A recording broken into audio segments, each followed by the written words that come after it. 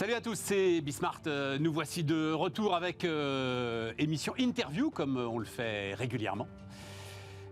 Autour de deux éléments qui sont les éléments clés quand même de l'actualité économique fond de sauce. Alors d'abord, ce qu'il faut bien appeler une crise bancaire qui se développe depuis maintenant quelques jours.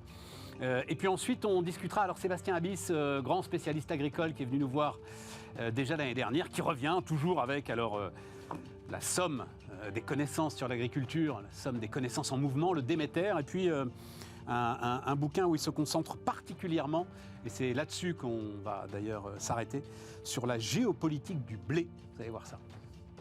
On apprend plein de trucs, mais énormément d'éléments que je ne connaissais pas d'ailleurs. Seuls 8 pays dans le monde aujourd'hui sont capables d'exporter. Une fois qu'ils ont nourri leur... Donc on se rend compte tout de suite là qu'il y a la fragilité quand même. De ce, notamment la Russie, me dit Jean-Pierre Petit, bah évidemment, c'est le cœur du truc. Mais pas seulement, justement, c'est ça qui est intéressant. Allez, c'est parti, c'est Bismart.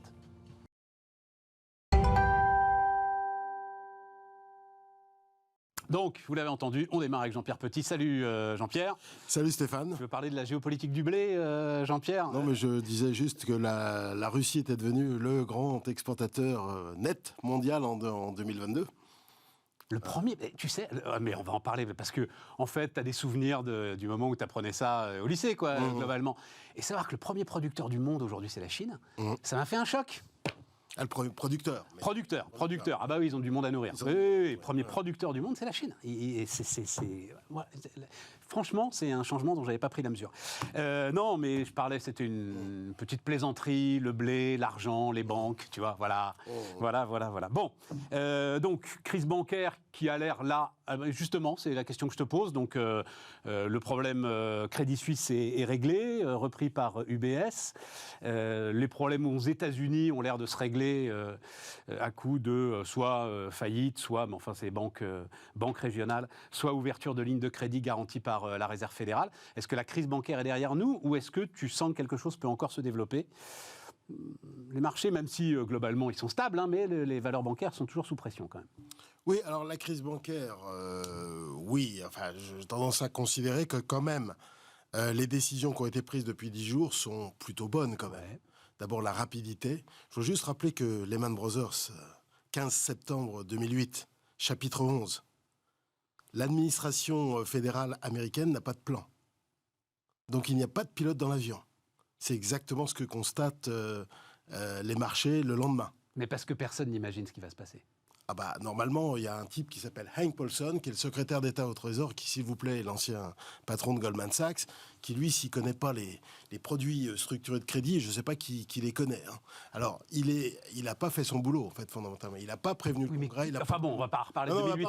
Il n'y a pas de pilote dans l'avion. Il n'y a pas de pilote dans l'avion le 15 septembre 2008. Il faut un mois avant que le nouveau plan de renflouement soit voté par le Congrès.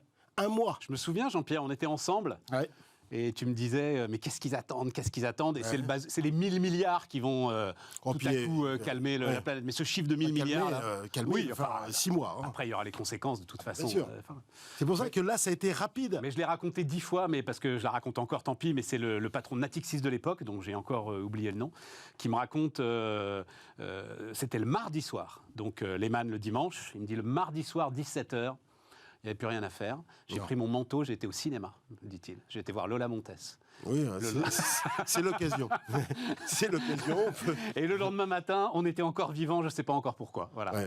Non, mais c'est ça. Non, mais là, les décisions. Rien de comparable. SBV, ah oui, rien de comparable. Au niveau de la rapidité, SBV, ça a pris 48 heures pour le paquet de la Fed. Ouais. Et pour la décision du FDIC d'augmenter, enfin de renflouer les dépôts supérieurs à $250 000 à SBV, donc 48 heures. Et pour Crédit Suisse, on va dire, sachant que là, il y a un renflou, là, il y a une restructuration complète d'une grande banque systémique européenne. Donc là, il a fallu une semaine. Donc ça a été très rapide. Puis alors, surtout sur le fond. Hein, parce que là, 2008, je voudrais juste rappeler que le sous-jacent, c'est l'immobilier résidentiel américain. Ouais. Les prêts hypothécaires aux États-Unis, c'est 72% du PIB en 2007. Voilà. Et en plus, c'est titrisé n'importe comment. noté n'importe comment par des agences de rating en complet conflit d'intérêts. Ça passe par des structures hors bilan, on ne sait pas si c'est dans le bilan des banques ou pas, les fameux conduits. Absolument. Donc il y a une opacité totale et c'est diffusé dans le monde. Et tout le monde ne sait pas. Personne ne sait combien ça vaut. Exactement. Et personne ne sait même s'il en a en fait. Voilà. Et en plus, j'ajoute, on sait que la valorisation va baisser puisque l'immobilier résidentiel baisse depuis 2007. Et là, on sait que... Bon. Et il y a une défiance interne. Non, mais il y a un truc qu'on n'avait jamais vu depuis les années 30. C'est que les taux interbancaires explosent. C'est-à-dire que les banques se prêtent plus. Mais c'est là, et là, il y a un truc... On va refermer la parenthèse 2008, parce que c'est passionnant 2008, mais on va pas faire... Non, mais parce que les gens... C'était la phrase du patron de Sciences Po qui dit on ne pouvait pas prévoir que les 100 directeurs financiers des premiers établissements financiers du monde n'allaient plus pouvoir se faire confiance entre eux. C'est ça, en fait, qui est totalement imprévisible. Absolument. C'est profondément humain. Et c'est en cela où je dis, même Hank Paulson, à ce moment-là, il ne sait pas la déflagration que ça va être. Et tout à coup, comme le système s'arrête complètement. Ouais, bref. Mais là, c'est important ce que tu dis, la défiance bancaire, parce que la semaine dernière, il s'est passé un truc très important sur First Republic, qui est une banque régionale en grosse difficulté. Il y a eu quand même 30 milliards de dépôts injectés par des 11 grandes banques. Ouais. Et donc ça, c'est la manifestation du fait que les grandes banques américaines jouent collectif, ce qui n'avait pas du tout été le cas en 2007-2008. Et en même temps, c'est une manifestation de la confiance qu'elles ont dans leur propre ratio de liquidité et de solvabilité. Donc de ce point de vue, c'est très, très, très positif. Et autre point positif, il n'y a pas eu de renflouement par le contribuable pour l'instant. Parce que Crédit Suisse, ça passe par UBS. Par UBS. Pour l'instant, il y a eu un renflouement monétaire. Attends, alors on va faire Crédit Suisse après. Je veux rester sur le... SBV. Ouais, sur la banque de la Silicon Valley. On met en avant la rapidité de la remontée des taux d'intérêt. Donc, ils ont été coincés. Moi, je veux bien, j'entends partout qu'on leur donne des leçons. Quand les mecs, quand vous avez 40 milliards de dollars de demandes de retrait, je ne sais pas quelle banque peut y résister, même la mieux gérée du monde. Mais en tout cas, ils ont été piégés par la remontée des taux d'intérêt. Est-ce que ça, c'est l'une des questions quand même, hein. Est-ce que ça peut modifier la politique monétaire Alors, la BCE a répondu de son côté en augmentant les taux d'intérêt de ce qui était prévu. La Réserve fédérale est peut-être plus hésitante. Oui, parce on en est où là-dessus ? En fait, quand tu dis que la crise bancaire n'est pas terminée, mais la crise bancaire va avoir un impact macro. Voilà, c'est le resserrement des conditions de crédit. Parce qu'il va y avoir une régulation sur les petites banques, parce que la grave erreur là, de 2018-2019, c'est qu'on a allégé les contraintes prudentielles. Enfin, c'est contestable. S'il y avait... En dessous de 250 milliards de bilan, bon. Oui, mais 200. Oui, mais il y en a 200 milliards de bilan. Oui, mais il y en a beaucoup. Enfin, il y en a plusieurs banques en dessous de 150 milliards. Donc c'est ça le problème. Et donc on a allégé ce truc-là, et donc on a perdu un petit peu de visibilité là-dessus, y compris les régulateurs, soit dit en passant. Donc il y a un petit sujet. Alors maintenant que tu vas re-réguler, donc il va y avoir des contraintes de solvabilité, des contraintes de liquidité qui vont rendre les conditions de financement des banques plus compliquées, et elles vont le répercuter sur leurs clients, bien évidemment. En plus, il va y avoir une dégradation macro qui va effectivement... Et puis, les financements spécialisés, parce que souvent les banques régionales sont très spécialisées. Alors c'est ça qui m'intéresse, et notamment ce modèle. Nous ici, ce modèle de financement de l'entrepreneuriat est quand même il faisait du venture capitalisme, quoi. Alors, je l'ai dit déjà ici, c'est quand même une forme de réponse à l'ensemble des entrepreneurs qui me disent « Mais les banques prêtent pas assez, machin ». Les gars, le rôle de la banque, c'est pas de prendre un risque absolu, c'est pas justement des fonds d'investissement et des venture capitalistes. Mais ils ont les deux aux États-Unis. Oui, ils ont les deux. Nous, on n'a ni l'un ni l'autre, c'est ça le problème. Oui, mais le private equity se développe, à partir d'une base très très faible en France, en particulier en Europe même, d'une manière générale. Non, là, le problème, c'est qu'il va y avoir des retraits de dépôt des banques spécialisées au niveau régional ou au niveau sectoriel, et que les grosses banques qui vont le récupérer ne vont pas forcément se substituer aux banques régionales, tu vois. Donc il va y avoir prendront pas la même dose de risque. Non, c'est clair. Il va y avoir un rationnement, un petit peu, un espèce de credit crunch sur ces financements spécialisés qui se révèlent utiles, même si SBV a pris trop de risques. Parce que là, franchement, sur son exposition au capital risque californien, il y avait un sujet, quoi. Surtout qu'ils avaient bénéficié de dépôts additionnels du fait de la bonne santé de la tech jusqu'en 2021. Oui. Oui, mais quand ça va mal, c'est pas seulement le provisionnement qui augmente à l'actif, c'est aussi les retraits de dépôt. C'est vrai. Donc il y avait une espèce de fragilité de SBV. ainsi que dans d'autres banques régionales. Enfin, SBV n'était pas une banque régionale, parce que c'est un peu compliqué le système bancaire américain. Mais enfin, bon, peu importe. D'autres banques. Enfin, se couvrir avec des bons du Trésor, on a vu pire comme prise de risque. C'était pas non plus honteux, quoi. Ah non, il fallait essayer de protéger ses liquidités avec des bons du Trésor, d'où cette vitesse de remontée des taux d'intérêt. Alors, et d'où le sujet, est-ce que la Fed va mettre le pied sur le frein et est-ce que c'est terminé, en fait? Elle l'a déjà mis, hein, parce qu'avec ces lignes de liquidité qu'elle a déjà abondées, la restriction de bilan est en train de... Voilà, c'est ça. Déjà, au niveau du bilan... Elle a quasi reconstitué le bilan qu'elle avait commencé à réduire depuis... À ma connaissance, pas tout à fait, quand même. C'est un mec au régime qui craque sur des plaques de chocolat. Voilà, c'est exactement ce qui est en train de se passer. Et sur les taux directeurs... Ça va très, très vite dans ce sens-là. Ça va très vite. Et sur les taux directeurs, je pense qu'elle va mettre un peu le plancher également. Elle ne remontera pas comme le prévoyait avant cette histoire. Les marchés prévoyaient un taux terminal à 5,60. Je ne pense pas qu'il va monter à 5,60. Alors, Crédit Suisse, ça m'intéresse beaucoup parce que, donc, banque systémique, on l'a beaucoup dit. Systémique en Europe. Banque systémique en Europe, donc pas de nouveau Lehman.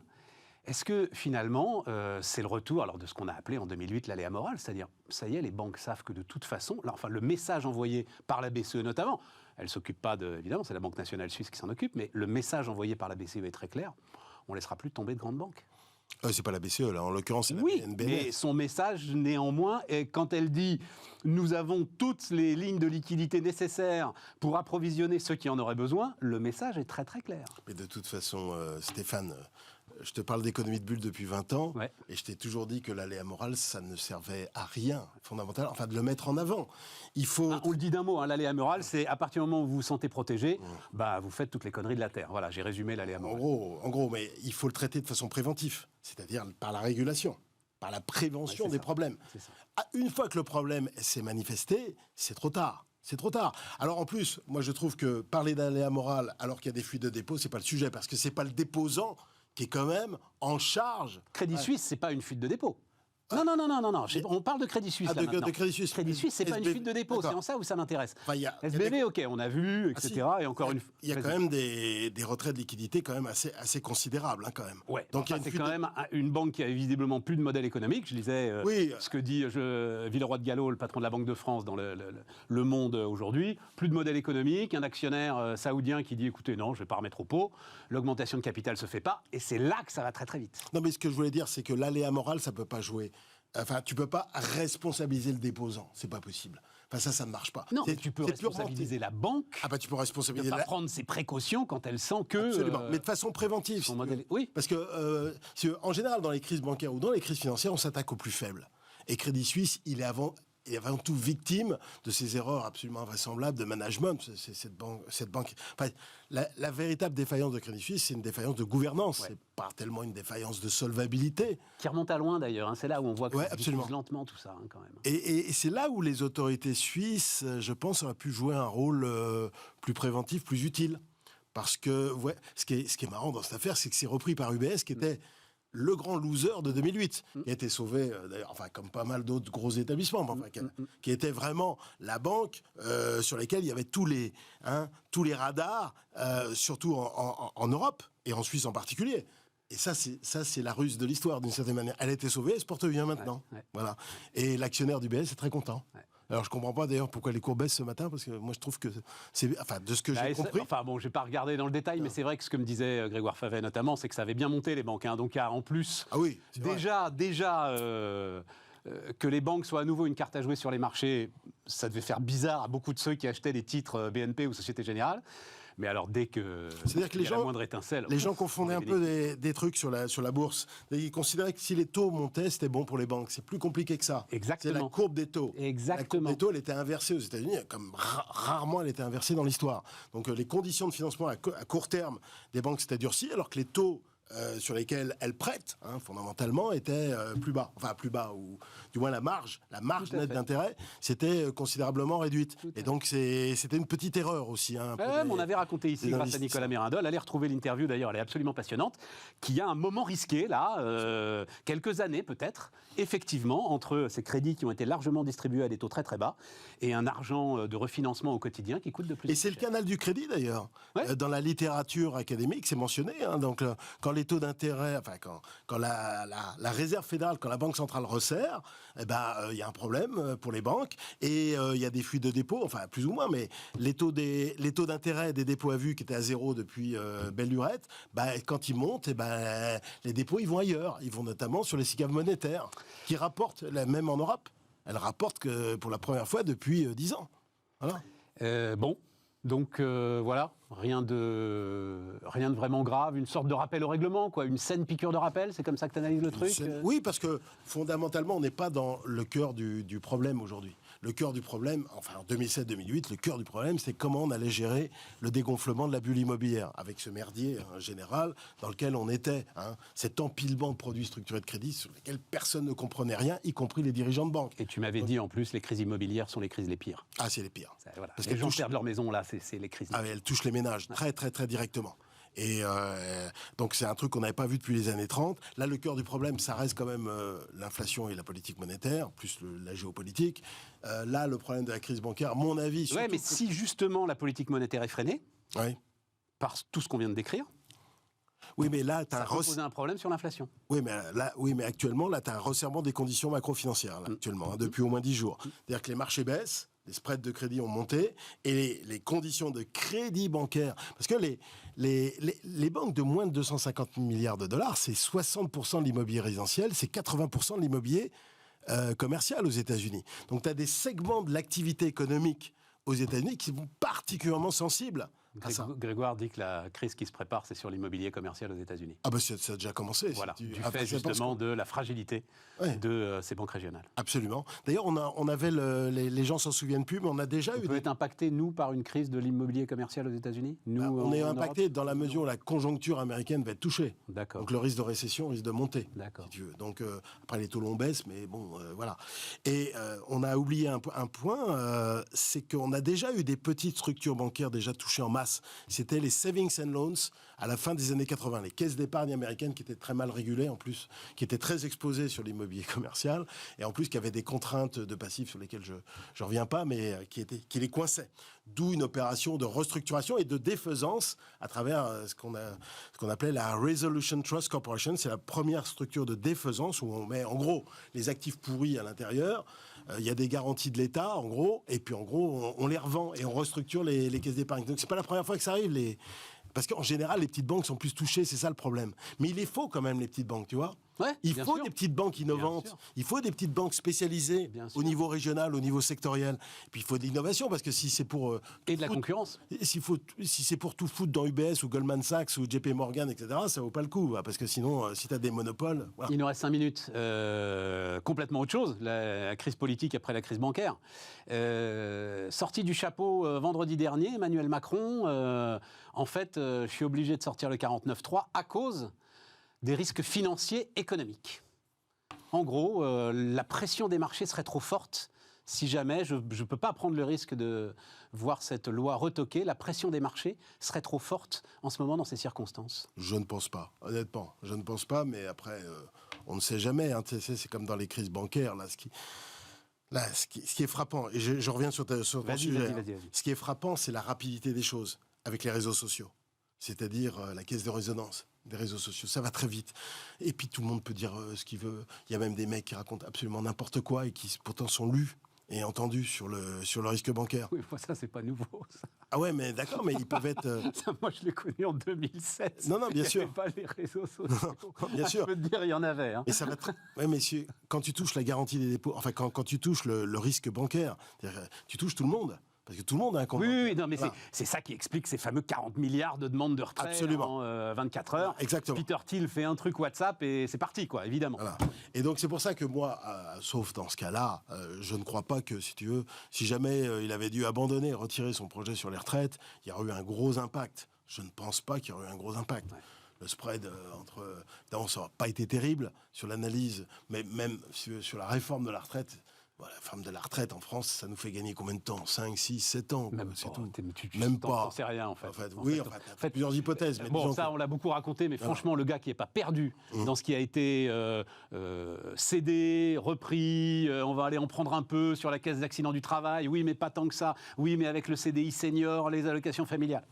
C'est le mécano politique français. Total. Donc, ça, on prélevait sur la Carco, etc. Donc, voilà. Donc, ça change pas grand-chose. Après, le 49-3, je pense qu'il y a une dizaine de républicains qui vont voter pour la motion. Non, mais ça, on verra, parce que les gens nous, on enregistre à un moment où on n'en sait rien, et donc ce soir, quand ils regardent, donc je veux pas spéculer là-dessus. D'accord. C'est juste sur la pression financière qui pourrait être mise sur la France. Un truc qu'on ressort régulièrement d'ailleurs. Hein. Je me souviens au moment de l'élection de Hollande, on avait fait tout un truc là-dessus, la pression sur la dette française. En fait, je ne pense pas, parce que la France est trop grosse, et puis on sait qu'il y a des problèmes, puis c'est des problèmes plus ou moins communs, si tu veux, à tous les pays. C'est le problème du vieillissement, du système de retraite. Et aujourd'hui, je ne vois pas l'Allemagne, compte tenu des difficultés dans lesquelles nous sommes tous en Europe, attaquer la France. Scholz attaquer la France parce que la France ne fait pas de réforme, tu vois. Non, ça, j'y crois pas un instant. Et donc, je pense que les Allemands, comme les autres, se contentent d'avoir Macron, avoir une majorité branque-ballante, ça change pas grand-chose, et personne ne se fait des illusions sur le potentiel de réforme structurelle post-retraite en France d'ici 4 ans. Voilà, c'est ça. C'est quand même la réponse très claire sur si vous voulez survivre, ne touchez à rien. Quoi. Ouais, surtout que Macron va pas se représenter, donc on ne sait pas qui va vraiment lui succéder dans le camp centro-droitier, quoi. Centro-libéral. Centro-libéral, donc voilà. Après, on sait que Mélenchon n'est pas vraiment un risque en l'état actuel des choses. Évidemment, dans l'histoire politique, il peut y avoir des malentendus. Hein, c'est comme dans le film. Non, c'est de l'autre côté que ça m'intéresse. Et d'ailleurs, tiens, pour prendre notre prochain rendez-vous le mois prochain, moi, j'aimerais bien, je ne sais pas si tu peux, que tu me parles de l'Italie. Parce que bien l'Italie. La petite idée que j'ai en tête, c'est que si Giorgia Meloni continue... Voilà. C'est la star. Et bien Marine Le Pen va arriver quand même avec d'autres arguments à la prochaine présidentielle. Bien sûr. C'est ça qui m'intéresse. Georgia... Bon, mais on n'en parle pas maintenant, parce qu'on est au bout. Mais... mais c'est intéressant. Parce que moi, j'ai préconisé d'acheter de la dette italienne, et je ne le regrette pas. J'ai préconisé d'acheter des actions italiennes après l'élection de Giorgia Meloni. Giorgia Meloni, c'était en octobre. On a surpondéré les actions italiennes. Je peux dire que ça a très très bien marché. Alors là, ça marche moins parce qu'il y a beaucoup de banques dans l'indice MIB italien. Mais ça a très très bien marché. Et qu'est-ce qu'on nous a sorti encore des histoires? Non, mais recommence pas. Elle quitterait l'Union européenne, elle quitterait l'OTAN. Non, mais justement, ça m'intéresse. Et les spreads italiens ont baissé. Donc on en parle largement le mois prochain. Merci Jean-Pierre. À bientôt. Jean-Pierre Petit qui nous accompagnait.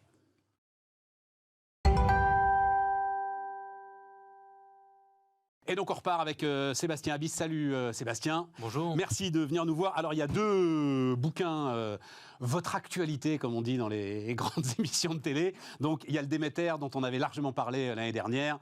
On va dire, vous faites le point tous les ans avec énormément de contributeurs évidemment sur ce qu'il y a de neuf globalement dans l'année agricole, c'est un peu ça. Oui, le Déméter, c'est le grand point prospectif sur l'état de la sécurité alimentaire mondiale, le développement durable. On parle aussi de pêche, d'aquaculture, d'innovation. Et puis évidemment, on revient sur ces transitions en ce moment climatiques, énergétiques, où les mondes agricoles sont particulièrement concernés. Ouais. Mais là, ce qui m'intéresse beaucoup, c'est la géopolitique du blé. Il est là. Alors, j'ai dit une ânerie d'ailleurs, ça m'avait tellement frappé, mais j'ai dit une ânerie en faisant le sommaire, qu'on va corriger tout de suite. C'est-à-dire, dans le sommaire, j'ai appris un tas de trucs, et notamment, il n'y a que 8 pays qui sont en capacité d'exporter du blé. Non. Il y en a 8 qui exportent massivement, c'est ça, Sébastien? C'est ça, en fait, on a sur la planète une centaine de pays, donc un pays sur 2 en gros qui cultive du blé. C'est une céréale importante aujourd'hui dans le paysage agricole mondial. C'est un 8e des terres cultivées sur la planète, donc le blé, il est très présent. Une centaine de pays en cultivent. 15 pays font 80% de la production et en fait 8 pays font 80% de l'exportation parce que rares sont finalement les nations qui peuvent à la fois produire, nourrir leur population et libérer des surplus à l'export. Je disais, c'est pire que les fameuses terres rares. Oui, dont on nous parle régulièrement. On n'a pas conscience de ça, de ces goulets d'étranglement qui fondent justement une réelle géopolitique du blé. Je crois qu'on n'a pas conscience de ça. On n'a pas suffisamment conscience à quel point l'état de la sécurité alimentaire mondiale en fait est assez fragile. Il repose sur des équilibres qui sont ténus et donc le rapprochement de l'offre et la demande est partout challengé en permanence, à la fois sur des circuits courts ou sur des circuits intercontinentaux. Et c'est vrai que le blé, c'est assez illustré illustrant de cette situation, le blé dont on peut rappeler par ailleurs qu'il est consommé au quotidien par plus de 4 milliards de consommateurs. Ouais.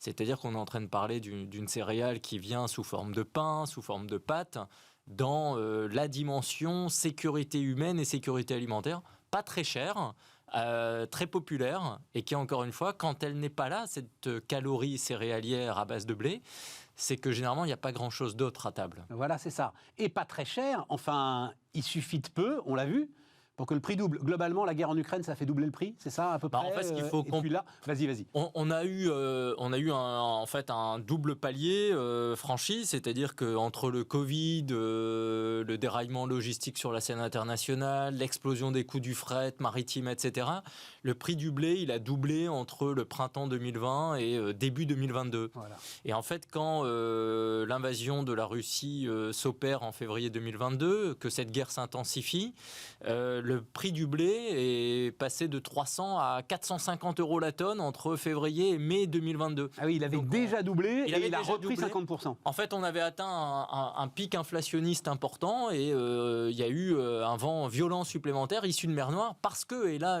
peut-être il faut toujours rappeler, que le seul endroit de la planète qui a produit plus de blé et exporté davantage de cette céréale sur la scène internationale depuis 20 ans, c'est le bassin de la mer Noire. Russie et Ukraine, c'est deux superpuissances agricoles, mais surtout qui ont produit beaucoup plus de blé et libéré une grande partie de leur récolte à l'international. Alors, c'est là où on est au cœur de la géopolitique, parce que je crois pas que vous suiviez, à moins que vous soyez vraiment sur le... Moi, je dois avouer que j'avais un peu décroché de cette histoire de corridor. C'est-à-dire qu'au moment où, quand même... les salves de missiles tombent sur Kiev, au moment où... Enfin, bon, bref. Il y a un truc qui fonctionne entre l'Ukraine et la Russie. C'est complètement fou, comme s'il était vraiment impossible que ça ne fonctionne pas. Oui. Et donc, c'est ce corridor d'exportation. Oui, alors ce corridor, en fait, il faut peut-être insister sur 3 points. D'abord, pour l'Ukraine, 90% de son exportation agricole passait par la mer Noire. C'est ce que j'ai souvent appelé la maritimisation de la sécurité alimentaire mondiale. C'est vrai, grosso modo, de tous les flux agricoles et alimentaires sur la planète. Mais pour l'Ukraine, évidemment, aller... sur la mer Noire pour ensuite conquérir le bassin méditerranéen, etc. C'était absolument massif. Et quand la guerre s'intensifie le 24 février, les forces navales russes font un blocus.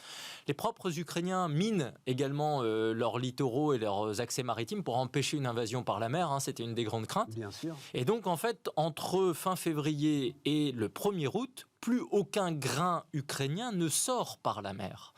Et il est vrai qu'il y a eu des négociations au niveau onusien avec une entremise importante de la Turquie pour que les Russes et les Ukrainiens s'entendent indirectement et rétablissent un corridor maritime qui permet depuis Odessa de reprendre la mer et d'exporter des grains depuis l'Ukraine pour fournir le marché mondial. Ce corridor mer Noire a été établi au 1er août pour 180 jours.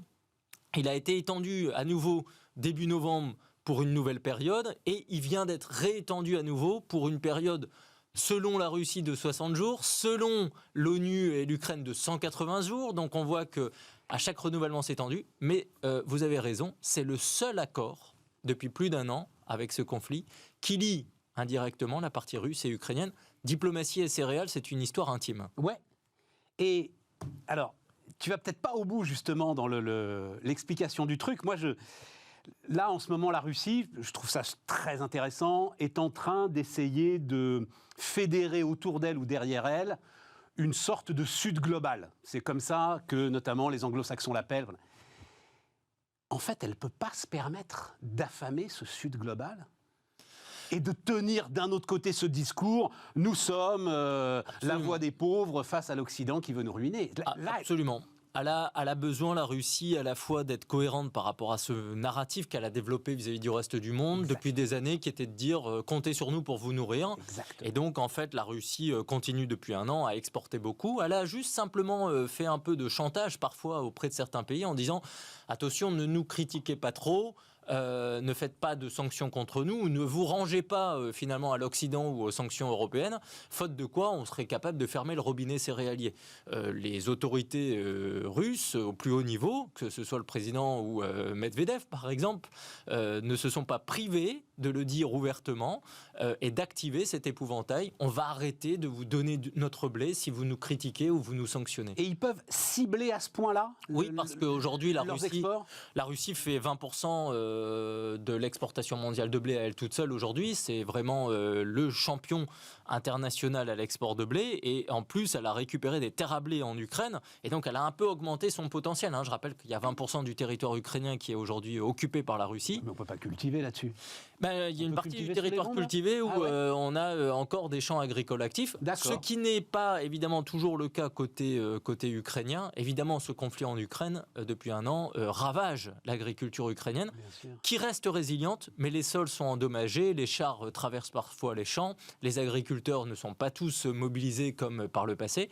Et puis évidemment, il faudra regarder de près les cultures céréalières ukrainiennes demain, sur le plan pollution, qualité, puisqu'on sait que beaucoup de sols ont été minés, beaucoup de sols reçoivent des obus, et donc ces présences sur des terres agricoles qui sont de très bonnes terres risquent de mettre à mal la fertilité des sols et la réputation aussi sanitaire des productions alimentaires de l'Ukraine. Mon autre surprise, mais là c'est parce que on aurait dû on arrête d'ouvrir les bouquins de géographie quand on passe le bac, quoi, globalement. C'est la Chine. Oui. Elle a vraiment, pardon de moi de le dire comme une surprise, parce qu'évidemment ça date pas d'hier, mais la Chine aujourd'hui, premier producteur mondial. J'avoue, Sébastien, que je ne savais pas. Je suis tombé. En fait, il faut. Ça a été une révolution comparable à la révolution industrielle chinoise, finalement. Oui, il faut comprendre qu'en fait, le blé s'est internationalisé dans ses consommations sur le temps très long avec l'urbanisation. Il faut partir de cette dialectique-là. Et on consomme en Asie de plus en plus de blé sous différentes formes, pain, produits transformés, biscuiterie, viennoiserie, pâtisserie. Bon. Donc ces pays achètent de plus en plus de blé. Moi j'aime rappeler qu'aujourd'hui des pays comme l'Indonésie sont le deuxième acheteur de blé du monde après l'Égypte. Le Vietnam, les Philippines, la Thaïlande en achètent beaucoup. La Chine en achète également beaucoup. Mais la Chine en produit. Et la Chine, un peu comme l'Inde, quand vous avez 1,5 milliard de personnes à domicile à nourrir, sur ce qui est déterminant pour la sécurité alimentaire, vous vous êtes donné les moyens d'être producteur. Et c'est vrai que la Chine aujourd'hui est le premier producteur.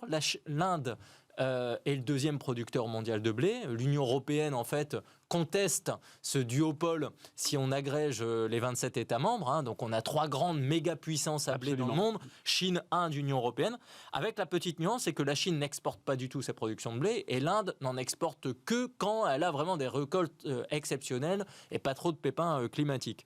Par contre, pour la Chine, il faut bien comprendre l'importance du volume chinois sur la scène mondiale, puisqu'aujourd'hui, évidemment, si la Chine a des besoins qui continuent à augmenter, ses capacités de production, elles sont en train de plafonner. Donc, elle est en train de faire une révolution aujourd'hui plutôt en termes de biotechnologie pour recourir aux nouvelles techniques d'édition génomique et augmenter ses rendements en blé, puisqu'on sait que la Chine a détruit une partie de ses sols agricoles, manque d'eau évidemment, est concerné par les changements climatiques. Donc le défi de la Chine, c'est demain comment j'augmente mes rendements grâce aux biotechnologies et surtout comment je sécurise mes approvisionnements depuis la scène internationale. Et la Chine a une politique de stockage que d'ailleurs l'Union européenne devrait regarder de près, puisque nous avons arrêté de faire des stocks dans tout ce qui compte à peu près. La Chine, elle, depuis des années, fait des stocks dans tout ce qu'elle semble considérer comme stratégique. La Chine, les stocks de blé aujourd'hui mondiaux, pour moitié ou 2/3 sont chinois. C'est-à-dire que là où la planète a en gros un trimestre de consommation de blé, si tout s'arrête, si vous enlevez le stock chinois, en fait, il nous reste 4 semaines. Oui, et on peut penser d'ailleurs, ce qui s'était passé en Inde, au moment de la guerre ukrainienne, on peut penser que ces stocks, en plus, si jamais tout s'arrête, ils resteront de toute façon en Chine.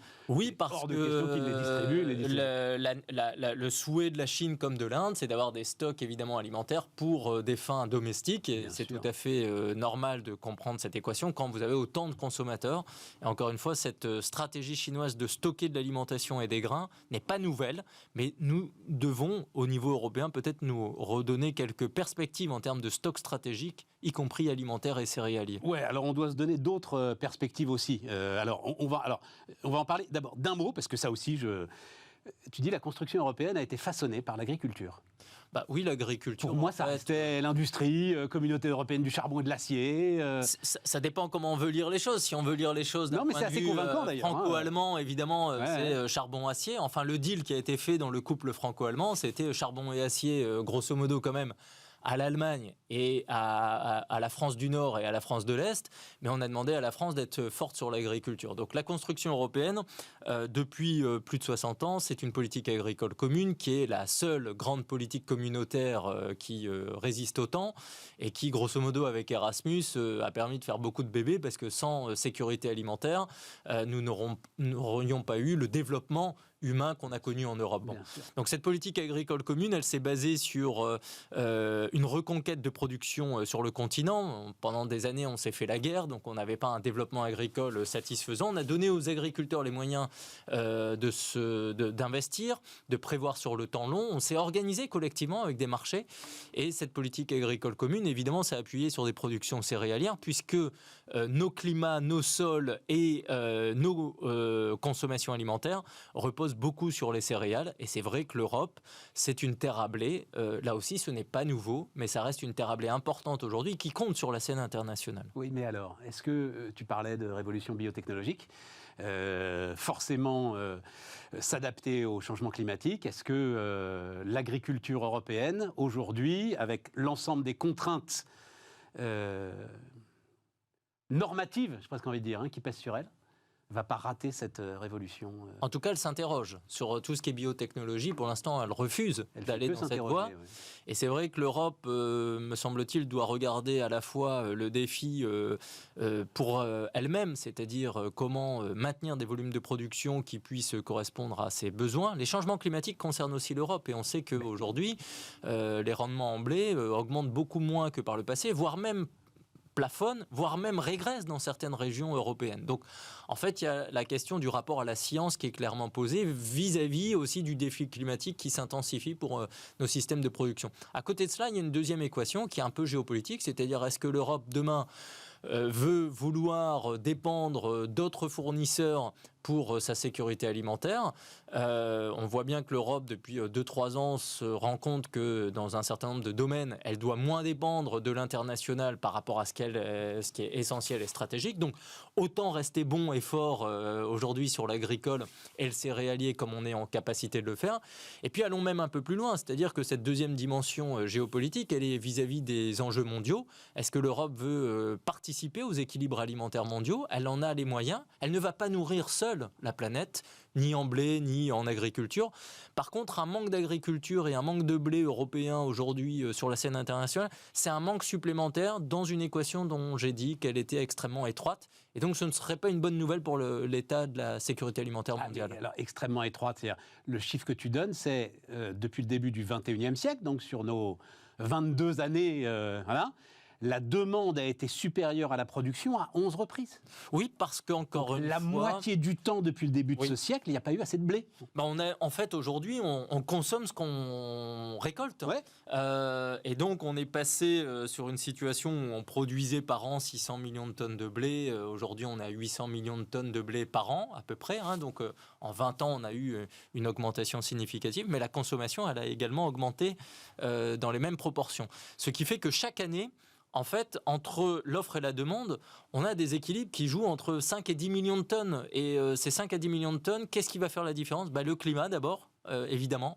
Et s'y se mêlent parfois des épisodes géopolitiques ou des mesures précautionnistes de certains pays, plus éventuellement un accident météorologique, vous avez inévitablement une offre inférieure à la demande, et donc on va taper sur les stocks et on va avoir des prix qui augmentent et on va avoir un jeu de rivalité potentielle sur le terrain géoéconomique à travers la logistique, les coûts de transport, etc. C'est un peu la loi du plus fort qui peut s'installer, mais encore une fois, on peut penser que la planète produit assez de blé pour les besoins mondiaux. En fait, heureusement qu'elle produit assez, mais cette production, elle est tout juste. Et dès qu'il y a un pays, on parlait tout à l'heure des 8 nations exportatrices, évidemment, dès que l'une de ces nations est touchée géopolitiquement ou climatiquement, il y a de la nervosité sur le marché mondial. Tu as dit, Sébastien, on s'interdit, nous Européens, là, on s'interdit toute recherche On ne s'interdit pas. Disons qu'on a classé il y a maintenant 3-4 ans les New Genomic Techniques, les nouvelles techniques de sélection végétale à partir du génome, ce qui avait valu à notre Française Charpentier le prix Nobel de sciences et avec les outils CRISPR. Absolument. On les a classés comme étant des OGM. Ouais. Et donc on les a classés dans la directive de 2001. Bon, les NGT... Dit quoi la directive de 2001 ?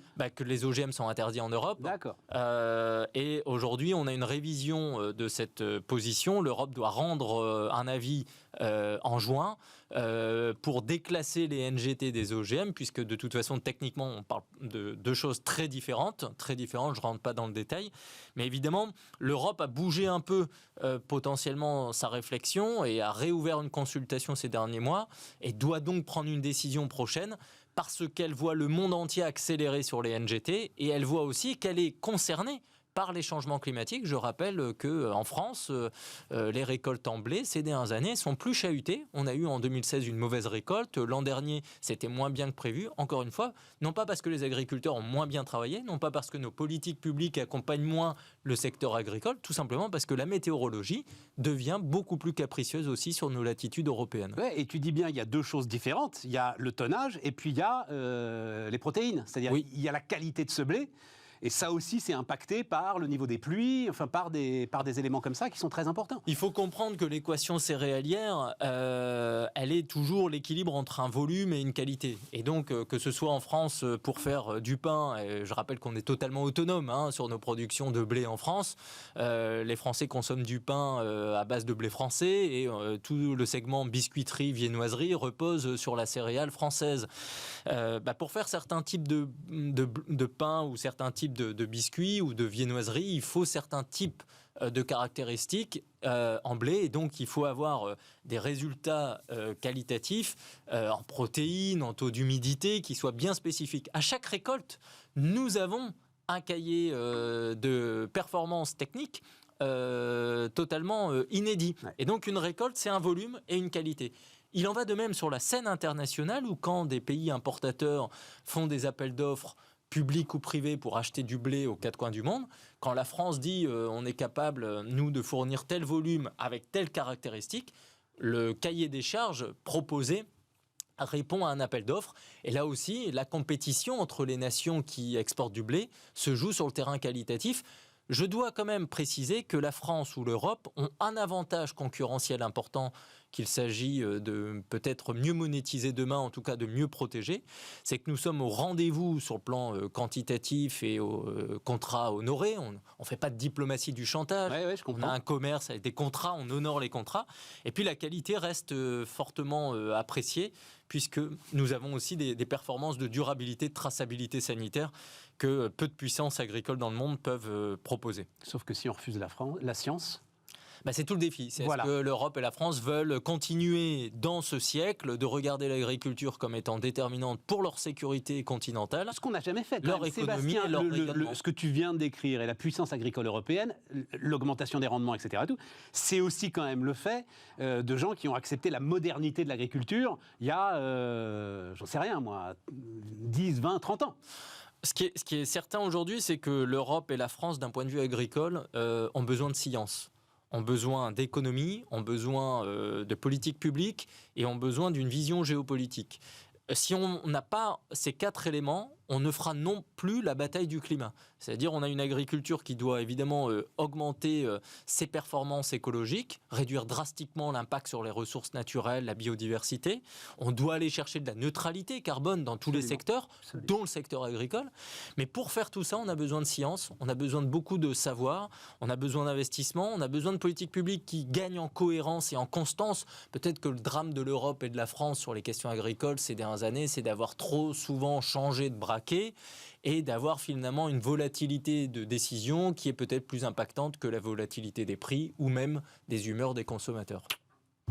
Merci Sébastien. Allez regarder ça, donc géopolitique du blé.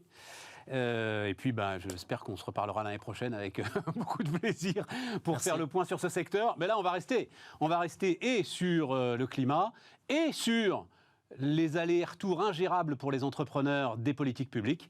On va parler d'énergie et on va parler d'hydrogène.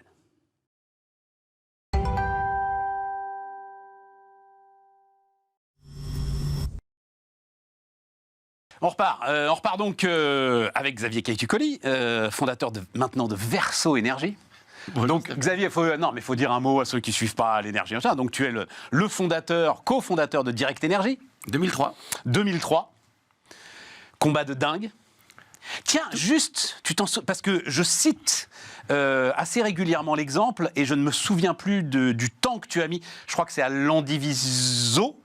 Landivisio, dans le Finistère, entre le premier projet donc, de centrale à gaz et le premier kilowatt qui est sorti de la centrale.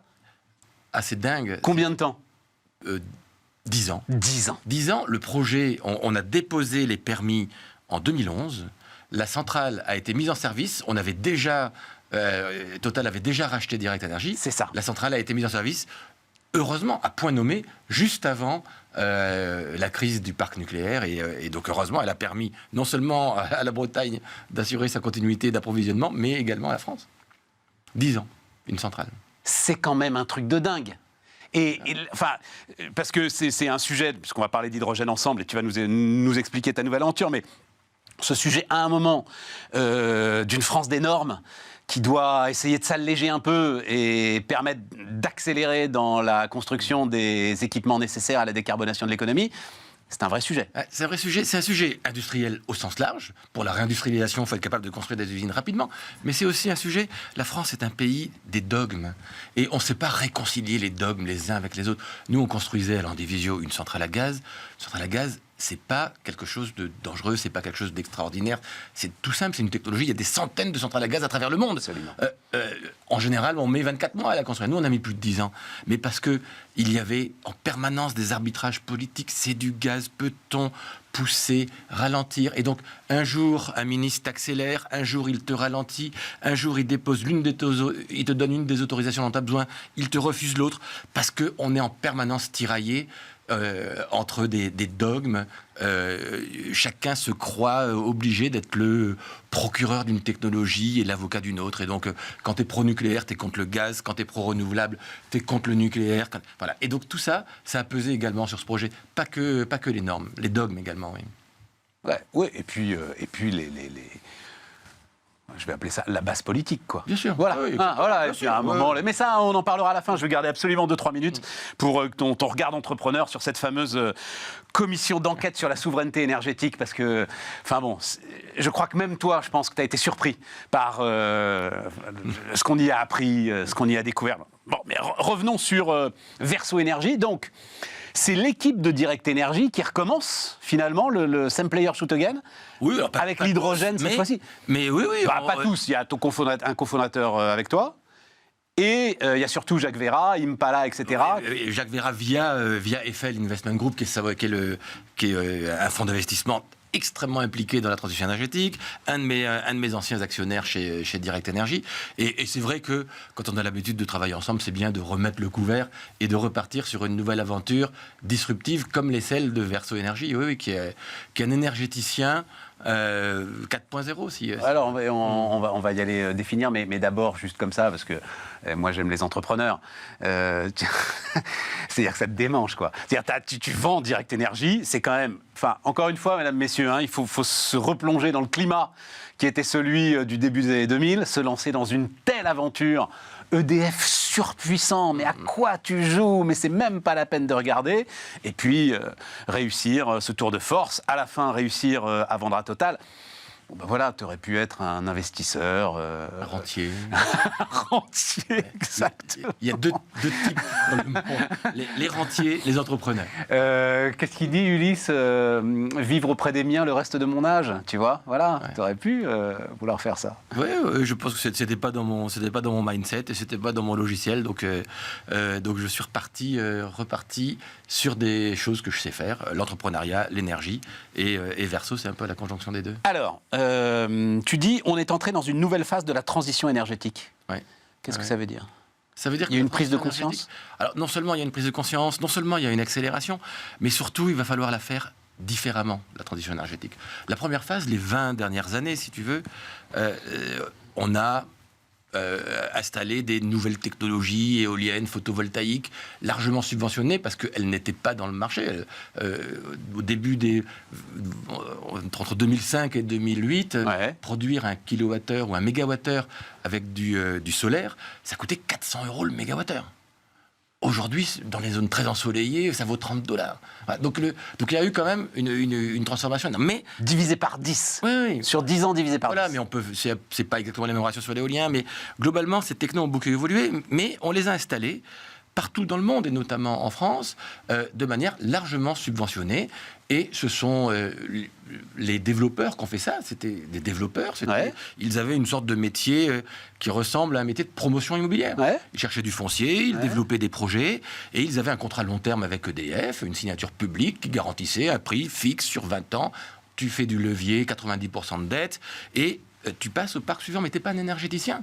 Parce que tu encaisses des loyers, tu vends ton électron, mais que ce soit un électron ou n'importe quoi. Oui, mais en même temps, c'est la collectivité qui profite aussi assez largement des équipements que tu construis quand même. Oui, exactement. On est d'accord. Et même si ça a pu se faire de manière un peu anarchique, à droite à gauche, mais voilà. Mais c'est le rôle du public d'organiser ça. De financer, tant que les technologies ne sont pas dans le marché, c'est-à-dire qu'elles ne sont pas compétitives, de les préfinancer. Aujourd'hui, non seulement ces technologies, elles sont compétitives, mais en plus, elles arrivent à un stade où quand on a 15% du mix qui est subventionné, on ne peut pas se dire « je vais continuer à subventionner 30, 40, 50% du mix électrique ». Et donc, il faut trouver une manière de commercialiser son énergie. Et donc, les nouveaux acteurs de la transition énergétique doivent être des énergéticiens qui ne se préoccupent pas simplement de trouver du foncier et de vendre à EDF ou à n'importe quel acteur public à travers le monde. Ils doivent s'occuper de leur électron. Et donc le vendre sur le marché, le vendre à des clients sur des termes plus ou moins longs, ou bien combiner les actifs les uns avec les autres, leur production d'électrons, leur site de stockage éventuel, batterie, leurs électrolyseurs, s'ils veulent se dire, il y a en plus des technos qui vont venir disrupter cette transition énergétique, allons-y, utilisons.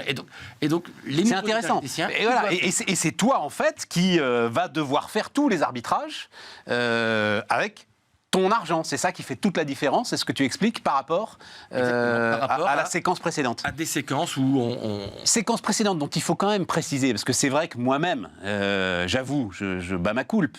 J'ai beaucoup tapé sur ces systèmes de subvention, sur les déséquilibres que pouvaient créer ces systèmes de subvention. Bim, arrive la guerre en Ukraine. Bim, arrive le prix de l'électricité spot qui monte à 1 000 € le mégawattheure. Et l'ensemble de ces énergéticiens qui avaient beaucoup récupéré de la part de l'État, ils ont beaucoup rendu à l'État. Ils ont quasiment remboursé. Et voilà. Et c'est en 2023, 13 à 15 milliards d'euros qui vont être versés par l'ensemble de ces entrepreneurs. Ça, c'est la démonstration d'un truc extrêmement important en matière d'électricité. L'électricité, elle n'est pas stockable. Ce qui est stockable, c'est la capacité de production. Exactement. Et la sûreté du système, la sécurité d'approvisionnement des consommateurs, elle tient dans la diversité du mix. Voilà. Si tu fais comme les Allemands et que tu te reposes que sur le gaz, eh ben on te coupe le tuyau, t'es mort.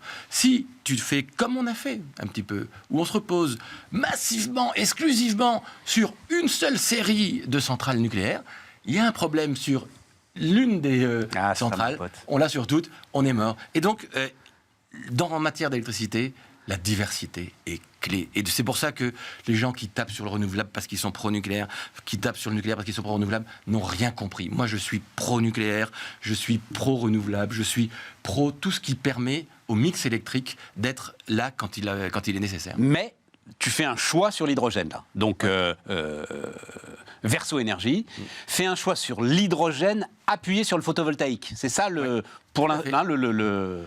choix du truc. Pour deux choses. D'abord, parce qu'en matière d'hydrogène, il faut être intégré. On ne fait pas d'hydrogène si on n'a pas accès à l'électron. Donc il faut développer sa capacité à produire l'électron. Et l'hydrogène, parce que c'est une disruption majeure. Il y a un peu moins de 200 ans, le pétrole est apparu comme une énergie qui est inégalable et inégalée à ce moment-là. Pourquoi ? Parce que le pétrole a une concentration énergétique qui était unique. On trouvait 10 kWh, un peu moins, dans un litre de pétrole. L'hydrogène, dans 1 kg d'hydrogène, il y a 33 kWh, 3 fois plus. Donc, en termes de densité... Ouais, mais attention, il faut aller le chercher, cet hydrogène. Il faut le produire, bien sûr. Ah bah oui. Et donc, autant le pétrole, tu creuses un trou, il sort.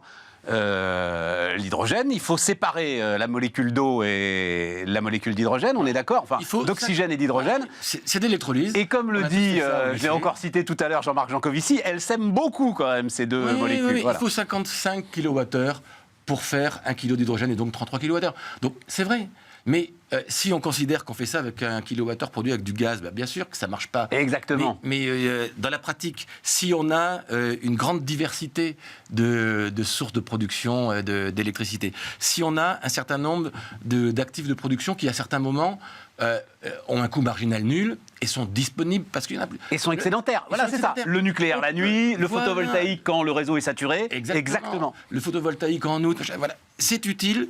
Et ces kilowattheures d'hydrogène, cet hydrogène-là, il a une densité qui est unique et qui, à mon avis, va complètement transformer le paysage énergétique de la décennie. Parce que c'est ça qu'il faut toujours avoir en tête quand on parle d'électricité. Elle ne se stocke pas et surtout, tu ne peux pas envoyer plus d'électrons dans le réseau que le réseau ne peut en avoir. Tu peux avoir un blackout, que ce soit parce que tu n'as pas assez d'électrons ou parce que tu as trop d'électrons. Voilà, c'est un pilotage en permanence. Et effectivement, cette électricité excédentaire, il faut, voilà, et comme tu dis, coût marginal nul. Voilà. Donc c'est pas à ce moment-là 50 MWh pour 33, c'est zéro. De toute façon, il aurait été perdu. L'hydrogène a beaucoup d'usages qui vont bien au-delà de l'usage de l'électron. On l'utilise en chimie. Aujourd'hui, on consomme en France 1 million de tonnes d'hydrogène. Si on arrive à atteindre tous les objectifs du plan de la France en matière de production d'hydrogène à partir d'électrolyse, on n'arrivera pas à se substituer à cet hydrogène qui est produit aujourd'hui par vapocraquage du méthane. C'est ça. C'est-à-dire c'est la manière la plus émettrice de gaz à effet de serre. C'est l'hydrogène noir dont on parlait tout à l'heure. Voilà, donc non seulement aujourd'hui, en matière d'électrolyse, on arrive à produire un hydrogène qui est absolument vert, mais en plus, avec les coûts du gaz actuels et surtout le prix de la tonne de CO2 qui augmente et qui va augmenter, cet hydrogène, il sera compétitif. Donc, n'essayons pas, parce qu'on est, tu en citais un, mais il y en a d'autres, des procureurs des technologies qu'on ne promeut pas, n'essayons pas de tuer le bébé avant qu'il soit né. Moi, je pense que l'hydrogène, c'est une formidable disruption, notamment parce qu'il a une densité énergétique considérable, et la France, en plus, tous les atouts pour être un territoire d'hydrogène. Parce qu'on peut espérer que grâce au parc nucléaire, on sera un territoire où on aura de l'électron. Voilà. Les Allemands, ils savent bien que leur hydrogène sera importé. Parce que les nouvelles capacités de production électrique en Allemagne, elles vont plutôt être fléchées vers les consommateurs pour se substituer aux centrales polluantes, gaz, charbon, etc. En France, on peut imaginer qu'on va enfin, on l'a compris, qu'on va enfin pouvoir développer notre parc nucléaire et réaccélérer. Et donc, qu'on aura des centrales qui seront disponibles pour produire de l'hydrogène. Il reste 1 minute 30, malheureusement. Donc cette commission d'enquête sur la souveraineté énergétique, toi, l'entrepreneur de l'énergie, quand tu découvres que des lois qui vont être au cœur de ta stratégie sont écrites comme ça sur des coins de table pour un accord politique à 2 balles. Non, c'est terrible parce que l'énergie et le mix électrique, ça engage le pays pour très longtemps, on vient de le voir, et on a fait l'inverse. C'est du long terme. On voit que les politiques n'ont géré que du court terme. C'est industriel et complexe. On a fait du café du commerce. Et c'est quelque chose qui est éminemment industriel. Et en fait, on a fait des dogmes et de la basse politique. Et donc, on n'a absolument rien compris. Et c'est triste de constater ça. Maintenant, mais tu te dis pas, je suis fou de retourner dans ce système et de prendre des risques sur mes investissements qui vont être balayés comme ça, parce qu'à un moment, tel accord politique va porter atteinte à mes convictions. C'est pas nouveau, honnêtement, je le découvre pas fondamentalement aujourd'hui. J'ai écouté beaucoup de ces auditions, mais après, c'est le rôle des entrepreneurs d'être agile et de naviguer au milieu de cette réglementation qui est parfois mouvante. Et puis c'est notre rôle aussi d'évangéliser. Souvent, on critique le lobbying en disant c'est affreux que les entrepreneurs, les entreprises aillent au contact des politiques. Or, c'est notre rôle d'aller les connecter au réel, les connecter aux problématiques industrielles. Et je pense que si il y a eu autant d'échecs industriels, prenons notre part aussi, c'est qu'on n'a pas été convaincants pour leur faire lever la tête et regarder loin au lieu de regarder de la basse politique. Maintenant, soyons positifs, l'avantage du séisme qu'on a vécu là, je pense que pour quelque temps encore, ça va nous rappeler qu'il faut regarder loin en matière de production électrique et de production énergétique. J'espère qu'on en a tiré les conséquences. Merci Xavier.